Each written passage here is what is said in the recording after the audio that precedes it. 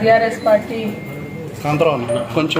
భద్రాద్రి జిల్లా అధ్యక్షులు మాజీ శాసనసభ్యులు గౌరవనీయులు రేగా కాంతారావు గారికి మరి మాతృవియోగం జరిగిందన్నటువంటి విషయం తెలుసుకొని వారిని పరామర్శించడానికి ఇక్కడ రావడం జరిగింది. వారికి వారి కుటుంబ సభ్యులకి అందరికీ కూడా మా ప్రగాఢమైనటువంటి సంతాపాన్ని తెలియజేస్తూ ఉన్నాం. మరి అమ్మ ఎంత వయసు వచ్చినా ఎవరికైనా అమ్మనే కాబట్టి అమ్మ లేని లోటు అనేటటువంటిది ఎవరం కూడా తీర్చలేని ఆ భగవంతుడు వారికి ధైర్యాన్ని ఇవ్వాలని త్యాగ చూపాలని మనస్ఫూర్తిగా నేను కోరుకుంటా ఉన్నాను. మన ఊరిలో ఇంత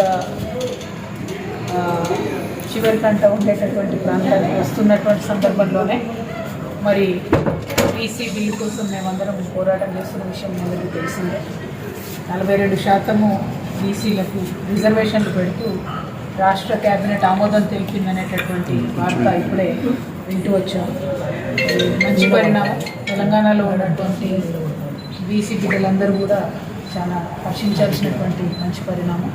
ఒక రాజ్యాంగ రక్షణ బీసీలకు లేదు అనేటటువంటి ఒక ఆలోచన ఉండే, ఇప్పుడు అది తొలగిపోయేటటువంటి ఆస్కారం ఉంది.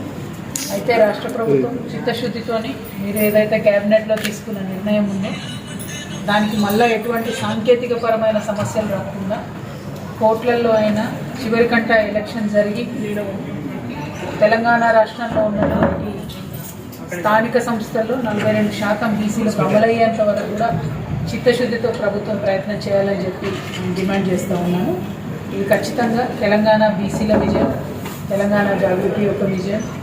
చాలా మంది ప్రజాస్వామికవాదులు ఏ కాస్ట్లో ఉన్నా సరే బీసీ బిడ్డలు బాగుండాలని సపోర్ట్ చేసినటువంటి వారందరికీ కూడా ఈ విజయం అని చెప్పి మనస్ఫూర్తిగా తెలియజేస్తూ ఉన్నాను.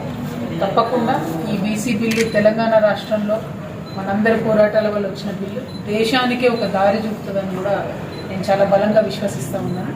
ఇక్కడ ప్రారంభమైంది ఖచ్చితంగా దేశమంతా కూడా 42% రిజర్వేషన్ అనేటటువంటిది ఒక దారిదీపంలాగా అయ్యేటటువంటి ఆస్కారం ఉంది.